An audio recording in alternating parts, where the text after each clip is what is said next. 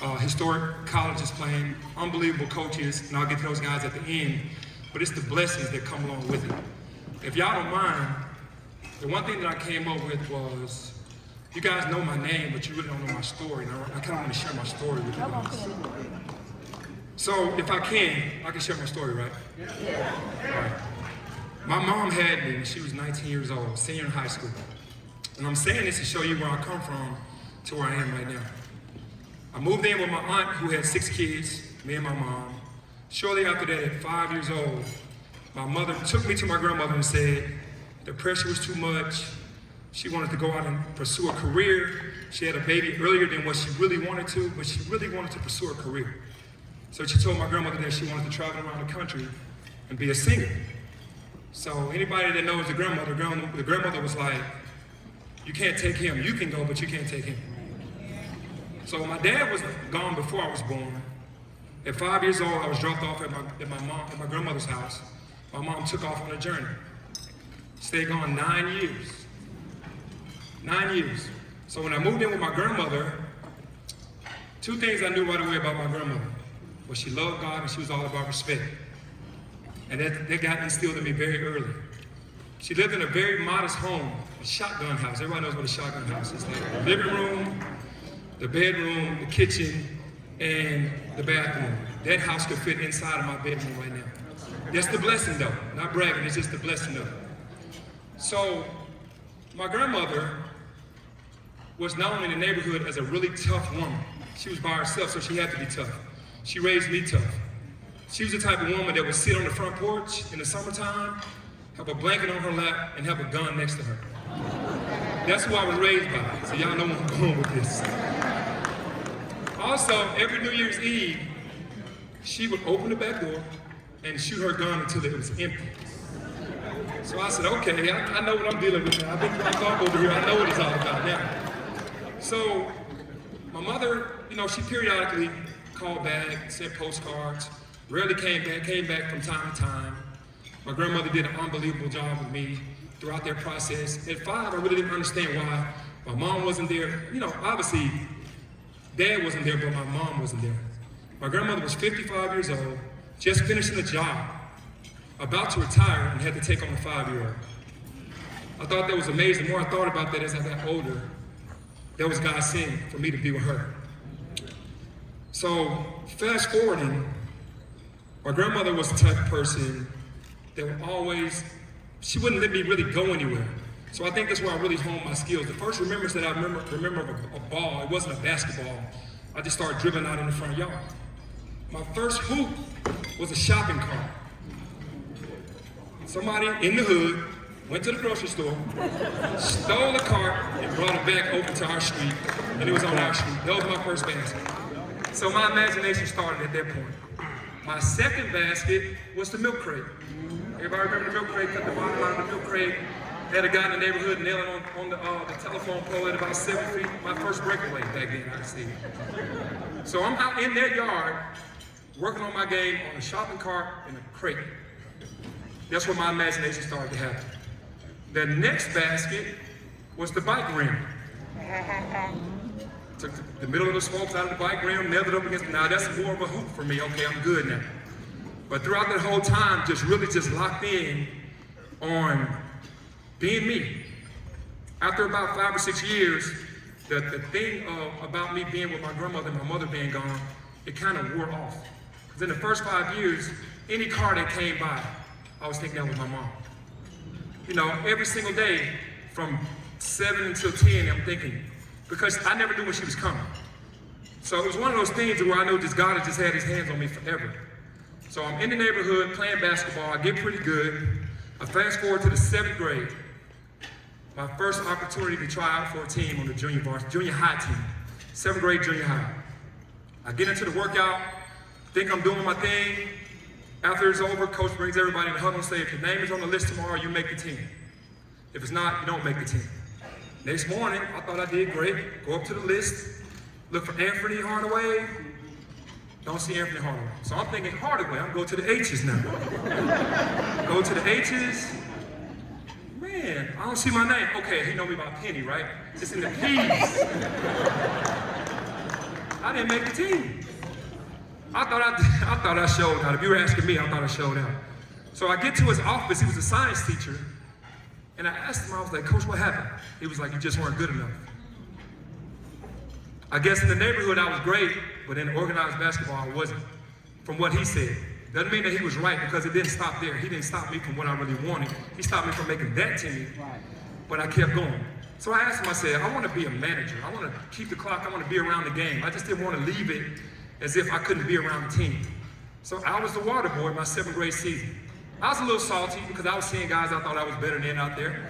And I felt like I could have made the team.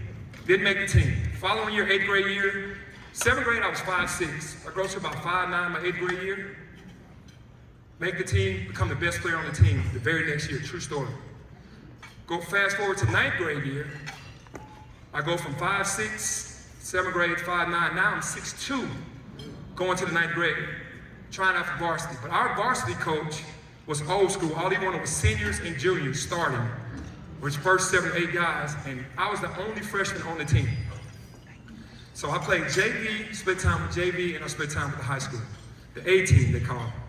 So on the JV team, I was the best player, averaging 25 points a game, doing my thing, playing about 10 minutes in the varsity game, unless we had a huge blowout, and then I played a little bit more. So something funny happened during the season. It really wasn't funny, but it was a moment that I think that made me who I was. 9th grade year, we're sitting on the bleachers. Coach puts everybody on the bleachers. He says, okay, our starting 2 guard got academically ineligible. He couldn't play anymore for the rest of the season. The 4 starters are standing out on the floor. He says, whoever wants to start, come out here. And I think before he finished, come out here, I was already on the floor. True story. True story. So I run out there, and I'm expecting him to say, boy, go back up, you're a freshman. He turned around, saw me, and said, you're a starter. That's how my career started. So 9th grade year, I'm playing in the backcourt with Elliot Perry. Elliot Perry made it to the NBA, McDonald's All-American. We're the backcourt. I wasn't expected to start, but it happened. God made the way. Took full advantage of it. How many of y'all know when your opportunity comes, you gotta be ready for it? I was ready for my opportunity, I promise you that. So I'm playing 9th grade year, finished averaging 14 points a game. 10th grade year, I'm the best player in the city. 11th grade year, I'm the best player in the city and the state. My senior year, I'm the best player in the city, the state, and the country. From 7th grade. But it was all from that league, hopping off those bleachers and saying, this is my moment. So I go from, my mother moves back when I'm going from 9th grade to 10th grade. She really hadn't seen me in a while. I'm 6'2" now. So she's looking up at me like, wow, like you're 6'2", like amazed that her baby's 6'2". So I move in with my mom. I didn't mention that for the 9 years that I lived with my grandmother, I slept on the floor. We didn't have a bed. I had one of those eggshell cots with a little cushion in it that was probably on my grandmother's bed.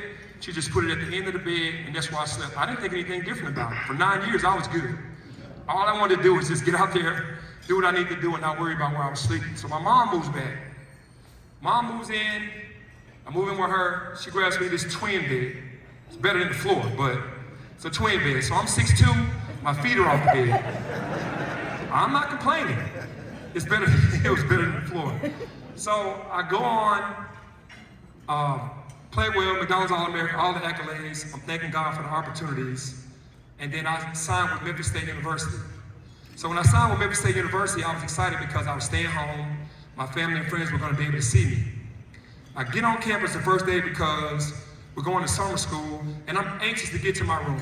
I'm anxious to get to my room because I'm thinking, I got a bigger bed now. I got a bigger bed. I open the door, I go in the room, it's another twin bed in the dorm. Nobody told me that the dorms had twin beds. I would have stayed at home though.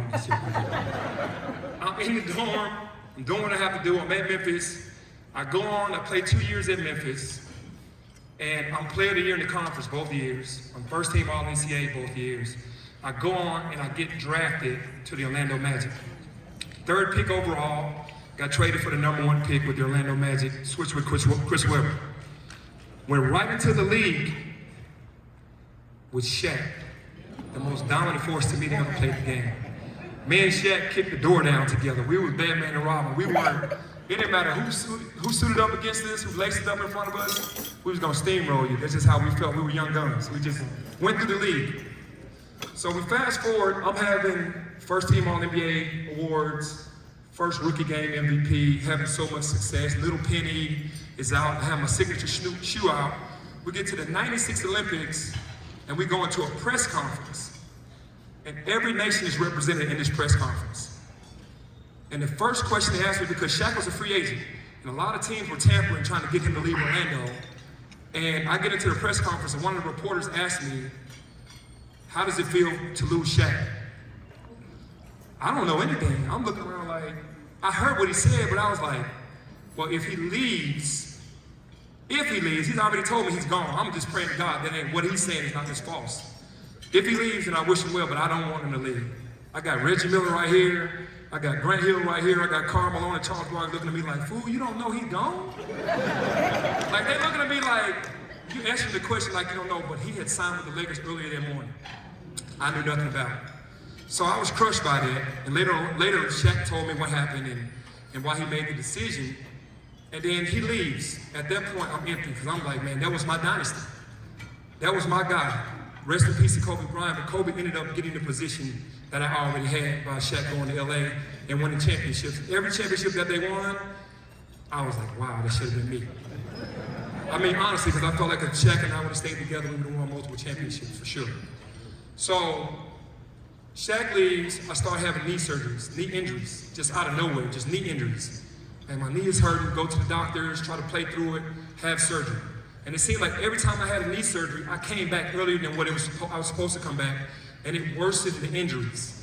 So after my 6th surgery, when I was with the Phoenix Suns, I was just praying to God to just let me finish my career. I went from being the best guard in the world, and on the daily, I was like, God, just let me not feel pain.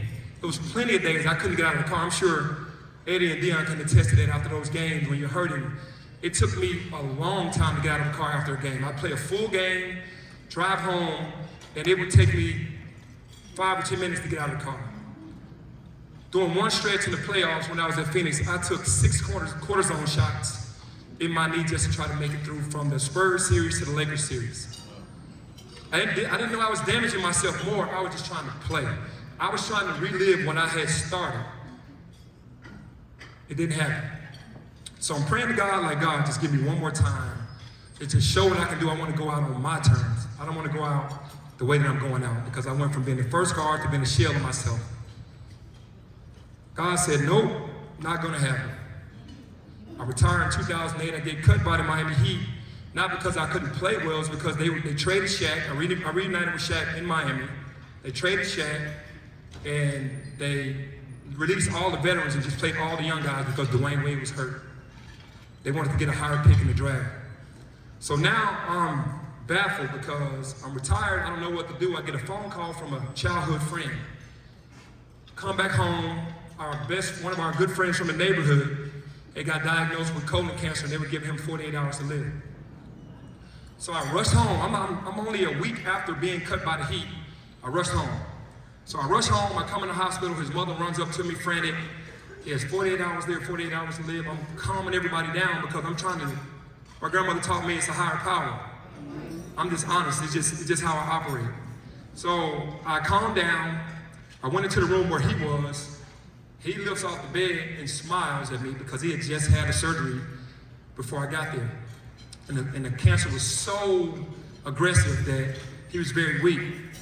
What I didn't know is that he told his wife to write my name down on a piece of paper before I actually got cut by the Heat to tell me to come home to see him. So when I started talking to him, there was nothing about his condition. He talked about these kids in our neighborhood that he was trying to get pride back to them about being from where they were from, and he was trying to get some help from somebody that he knew that had the same heart as him. And he knew I had the resources and the funds to give them an avenue to try to make it out, or make it out because we made it out. So I get in there and he's talking, I said, man, listen, we're gonna worry about you first.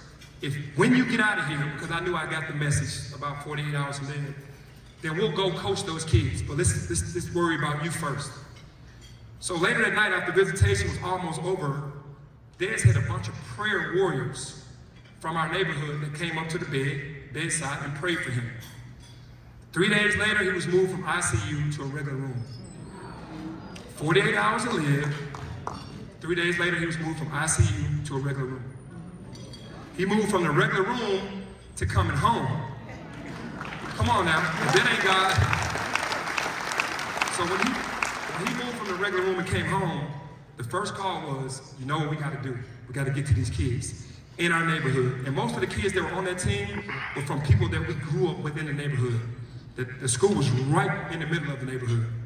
So I went to practice. They were still going to chemo. We're working with the kids. We go on. As the season moves on, they're still going to chemo. I can see them getting weaker. He asked me to take over the head coaching responsibilities. At first, I was sitting behind the bench. He was like, I'm too weak to sit on the bench, to be the coach. I'll sit at the end of the bench. I can promise you, many games I looked down at him while we were coaching. It was blowouts, but he wasn't really paying attention. He was just there. He would not miss a game. He didn't miss one game while he was going through the chemo.